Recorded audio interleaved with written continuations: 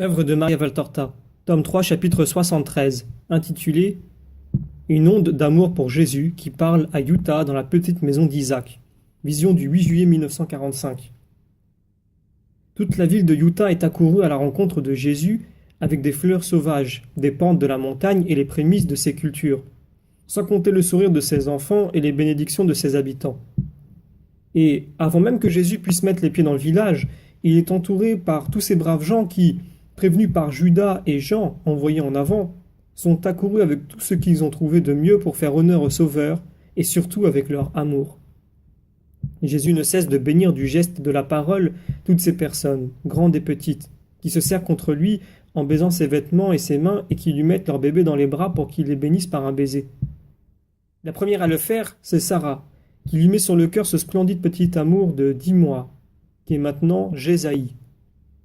Leur amour est si impétueux qu'il gêne les marcheurs. C'est comme une vague qui soulève. Je crois que Jésus avance moins par ses pieds que porté par tout ce flot, et son cœur est certainement soulevé bien haut, dans la sérénité, sous l'effet du bonheur que cet amour lui procure. Son visage resplendit comme au moment de sa plus vive joie d'homme-dieu. Il n'a pas le visage puissant, au regard magnétique des heures de miracle, ni le visage majestueux des moments où il exprime son union continuelle avec son Père, et encore moins l'expression sévère qu'il a quand il s'oppose à une faute. Tous ces visages resplendissent d'une lumière différente, mais celle de maintenant est la lumière des heures de détente, de tout son être.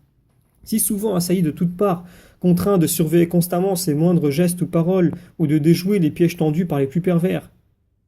Ces derniers, comme une araignée malfaisante, jettent leur filet satanique autour du divin papillon qu'est l'homme-dieu, dans l'espoir de paralyser son vol, d'emprisonner son esprit, pour l'empêcher de sauver le monde. Ils espèrent bâillonner sa parole pour qu'il n'instruise pas les suprêmes et coupables ignorances de la terre, lui lier les mains, ses mains de prêtre éternel, pour qu'elle ne sanctifie pas les hommes dépravés par le démon et par la chair, lui voiler les yeux pour que la perfection de son regard, qui est aimant, pardon, amour et fascination victorieuse de toute résistance, qui n'est pas celle d'un vrai Satan, n'attire pas à lui les cœurs. Ah! N'en va-t-il pas encore et toujours de même à l'instigation des ennemis du Christ? Est-ce que la science et l'hérésie, la haine et l'envie, les ennemis de l'humanité, issus de cette humanité même comme des rameaux empoisonnés d'un bon arbre, ne font pas tout cela, aujourd'hui encore, pour faire mourir l'humanité? Oui, c'est ce qu'ils font, car ils la haïssent plus encore qu'ils ne haïssent le Christ. En effet, ils s'en prennent activement à elle en la privant de sa joie par la déchristianisation, alors qu'ils ne peuvent rien ôter à Jésus, puisqu'il est Dieu et eux poussière. Mais le Christ se réfugie dans les cœurs fidèles, et c'est de là qu'il regarde, parle, bénit l'humanité, et puis il se donne à ses cœurs, et eux touchent le ciel avec sa béatitude, tout en restant ici-bas, mais en brûlant jusqu'à en éprouver un délicieux tourment de tout l'être, dans les sens et les organes, les sentiments et la pensée, et dans leur âme enfin. Larmes et sourires gémissent et chantent. Épuisement et même activité vitale sont nos compagnons. Encore plus que des compagnons, ils sont notre être même. En effet, de même que les os sont entourés de chair et que veines et nerfs sont situés sous l'épiderme, mais que tout ne fait qu'un seul homme, ainsi également toutes ces choses embrasées, nées du fait que Jésus s'est donné à nous, se trouvent en nous, dans notre pauvre humanité. Et que sommes-nous à ces moments qui ne pourraient durer éternellement? Car s'ils duraient plus que quelques instants, on mourrait brûlé ou brisé. Nous ne sommes plus des hommes, nous ne sommes plus des animaux doués de raison qui vivent sur la terre. Nous sommes... Oh Seigneur, laisse-moi le dire une fois, non par orgueil, mais pour chanter ta gloire, puisque ton regard me brûle et me fait délirer. Nous sommes alors des séraphins, et je m'étonne qu'il ne sorte pas de nous des flammes et des ardeurs semblables aux êtres et à la matière, comme cela se produit lors des apparitions des damnés. En effet, si le feu de l'enfer est tel qu'un seul reflet émanant d'un damné peut brûler le bois et faire fondre les métaux, qu'en est-il donc de ton feu, mon Dieu, en qui tout est infini et parfait? On ne meurt pas de cette fièvre, mais ce n'est pas celle qui nous brûle. Ce n'est pas la fièvre des malades physiques qui nous consume. C'est toi qui es notre fièvre, amour. Et c'est de lui que nous brûlons, que nous mourrons, que nous nous consumons. C'est de lui et par lui que se déchirent les fibres du cœur qui ne peut résister à choses si grandes. Mais je me suis mal exprimé, car l'amour est délire. C'est une cascade qui brise les digues et descend en renversant tout ce qui n'est pas elle. L'amour est, dans l'âme, affolement des sensations de l'esprit, toutes vraies, toutes présentes. Mais la main ne peut les transcrire tant l'esprit est rapide pour traduire en pensée le sentiment qu'éprouve le cœur. Ce n'est pas vrai que nous mourrons. Nous vivons. Nous vivons d'une vie décuplée, d'une vie double en tant qu'hommes et que bienheureux. La vie de la terre, celle du ciel. Nous atteignons et nous dépassons, j'en suis bien certaine, la vie sans défaut, sans amoindrissement, ni limite que toi, Père, Fils et Esprit Saint. Toi, Dieu créateur, un et trine, avais donné à Adam, en prélude à la vie qui suit la montée vers toi, la vie dont on jouit au ciel après un tranquille passage du paradis terrestre au paradis céleste, et un voyage fait dans les bras aimants des anges comme le fut le doux sommeil et la douce montée de Marie au ciel pour venir à toi. À toi. Nous vivons la vraie vie. Et puis nous nous retrouvons ici, et comme je le fais en ce moment, nous nous étonnons, nous avons honte d'être allés jusque-là, et nous disons « Seigneur, je ne suis pas digne de telle hauteur. Pardon, Seigneur. » Nous nous battons la poitrine par peur d'être tombés dans l'orgueil, et nous laissons tomber un voile plus épais sur cette splendeur, qui, si elle ne continue pas à flamber d'une ardeur plus que complète, par pitié pour nos limites, se rassemble pourtant au centre de notre cœur, prête à s'enflammer puissamment pour un nouveau moment de béatitude voulu de Dieu. Nous descendons le voile sur le sanctuaire où Dieu brûle de ses feux, de ses lumières, de ses amours. Et épuisés mais régénérés, nous reprenons notre marche, ivres d'un vin fort et suave qui n'émousse pas la raison, mais qui empêche de tourner ses yeux et ses pensées vers ce qui n'est pas le Seigneur. Toi, mon Jésus, anneau qui joint notre misère à la divinité, moyen de rédemption pour notre faute, créateur de béatitude pour notre âme. Toi, le Fils qui, de tes mains blessées, met nos mains dans les mains spirituelles du Père et de l'Esprit, pour que nous soyons en vous, maintenant et toujours. Amen. Mais où suis-je allé, pendant que Jésus me brûle, en brûlant de son regard d'amour les habitants de Utah? Vous aurez remarqué que je ne parle plus de moi, ou bien rarement. Que de choses je pourrais dire, mais la fatigue et la faiblesse physique qui m'accablent aussitôt après les dictées, ainsi que la pudeur spirituelle toujours plus forte à mesure que j'avance, m'incitent, m'obligent à me taire. Mais aujourd'hui, je suis monté trop haut, et vous savez, l'air de la stratosphère fait perdre tout contrôle. Je suis monté beaucoup plus haut que la stratosphère, et je n'avais plus la possibilité de me contrôler. Et puis, je crois que, si nous nous taisions toujours, nous qui sommes pris par ces tourbillons d'amour, nous finirions par éclater comme des projectiles, ou plutôt comme des chaudières surchauffées et closes. Pardonnez-moi, Père. Et maintenant, poursuivons. Jésus entre à Utah, et il est conduit sur la place du marché, puis à la pauvre cabane où Isaac a souffert pendant 30 ans. On lui explique. C'est ici que nous venons pour parler de toi et pour prier comme dans une synagogue, la plus vraie. Car c'est ici que nous avons commencé à te connaître, et ici que les prières d'un saint t'ont rappelé à nous. Entre, vois comment nous avons arrangé sa demeure. Jusqu'à l'an dernier, la maisonnette comprenait 3 petites pièces. Celle où mendiait Isaac infirme, un débarras et une petite cuisine qui donnait sur la cour. On les a réunis en une seule pièce, et il y a des bancs qui servent pour les rassemblements.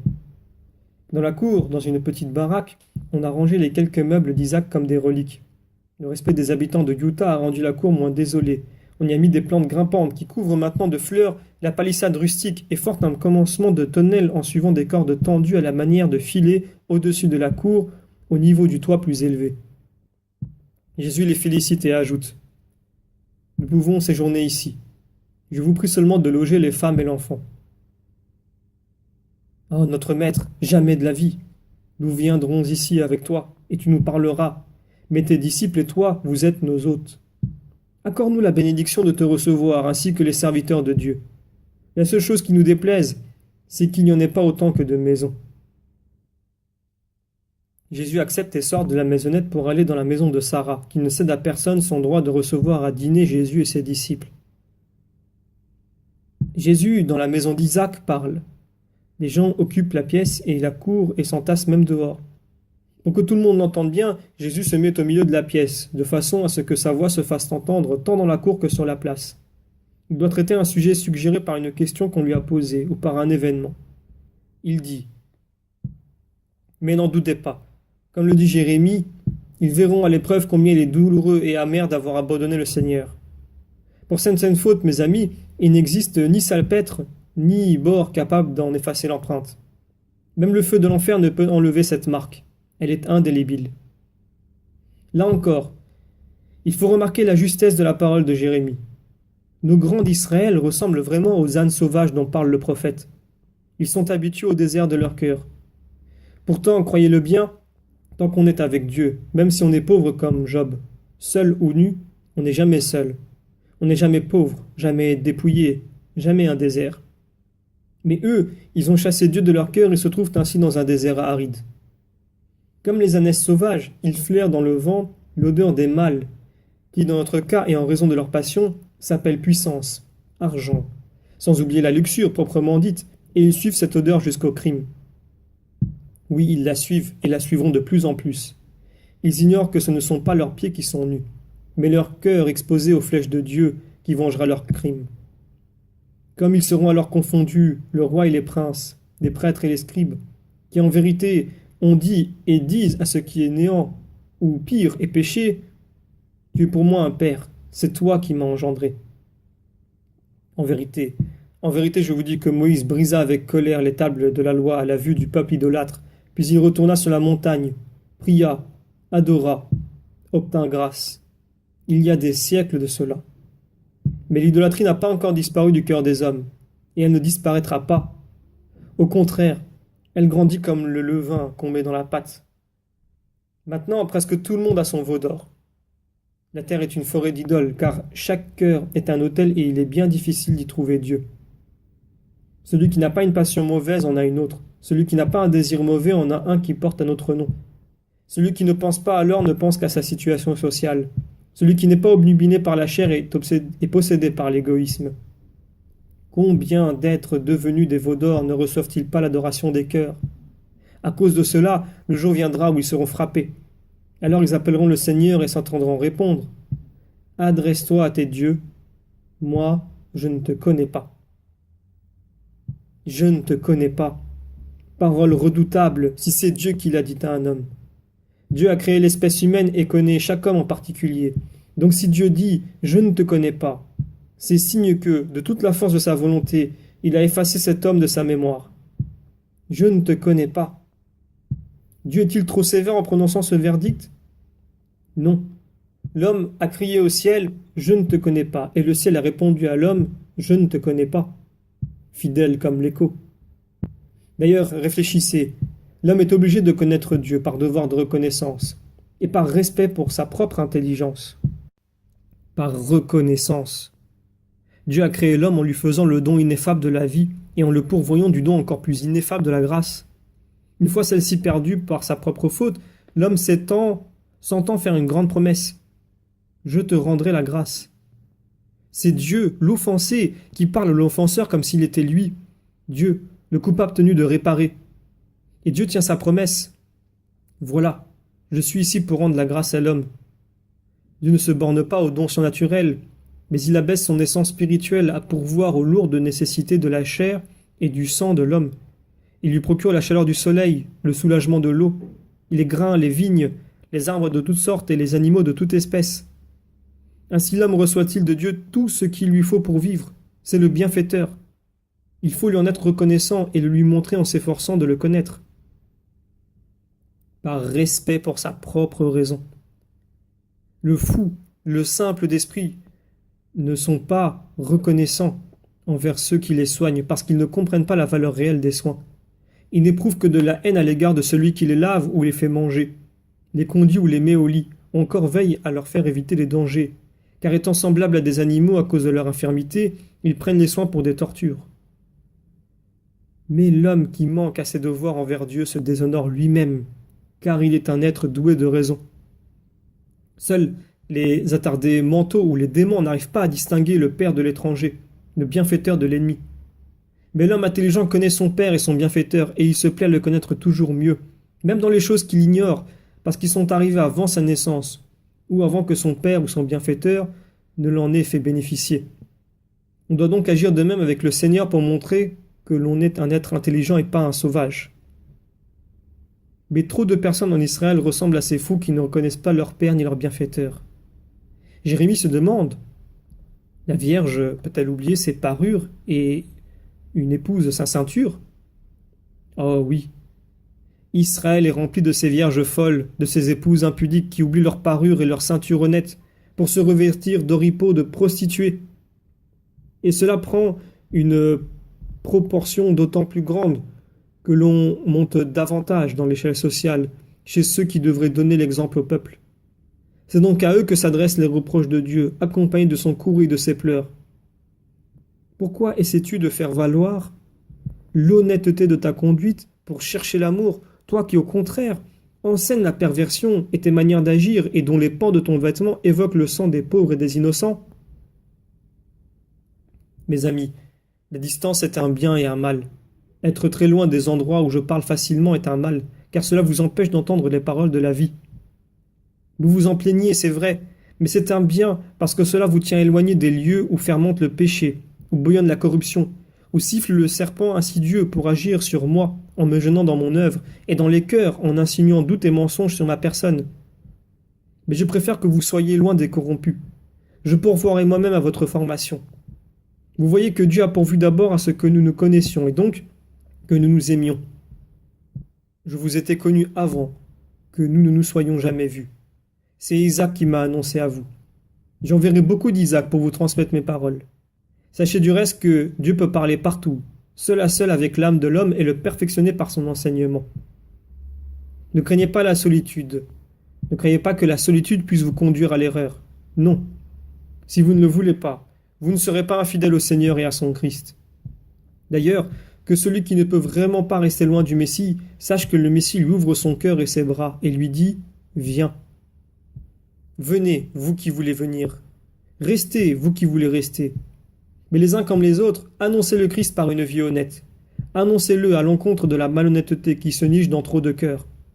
Annoncez-le à l'encontre de la légèreté des personnes innombrables qui ne savent pas rester fidèles et qui oublient leur parure et leur ceinture d'âme invitées à leurs noces avec le Christ. Vous m'avez dit avec joie, depuis que tu es venu, nous n'avons pas eu de malade ni de mort. Ta bénédiction nous a protégés. Oui, la santé est importante, mais faites en sorte que ma venue présente vous procure à tous la santé de l'âme, toujours et en toutes choses. C'est dans ce but que je vous bénis et vous donne ma paix. À vous-même, à vos enfants, à vos champs, à vos maisons, à vos moissons, à vos troupeaux, à vos vergers. Servez-vous-en saintement, c'est-à-dire non pas en vivant pour eux, mais grâce à eux, et en donnant le surplus aux nécessiteux, en achetant ainsi la pleine mesure des bénédictions du Père et une place aux cieux. Allez, moi je reste pour prier. Maria Vartorta termine avec un texte qu'elle écrit le 9 juillet 1945. Je relis, Père, ce que j'ai écrit hier, pour réécrire certains mots inintelligibles, par pitié pour vos yeux. Je suis désolé en le relisant. C'est tellement en dessous de ce que j'éprouvais pendant que je décrivais mon état d'âme. J'ai pourtant appelé mon Saint Jean pour m'aider à exprimer ce que le Seigneur me faisait éprouver, à la fois par peur de mal m'expliquer et pour trouver en lui un réconfort. Car c'est aussi une souffrance, savez-vous. Je lui ai dit, tu connais bien ces choses, tu les as éprouvées, aide-moi. Et sa présence ne m'a pas fait défaut, ni son sourire d'éternel enfant bon, ni ses caresses. Néanmoins, je sens maintenant que ma pauvre parole est tellement inférieure aux sentiments que j'éprouvais. Tout est paille de ce qui est humain. Il n'y a que le surnaturel qui soit de l'or. Mais l'humain ne peut même le décrire.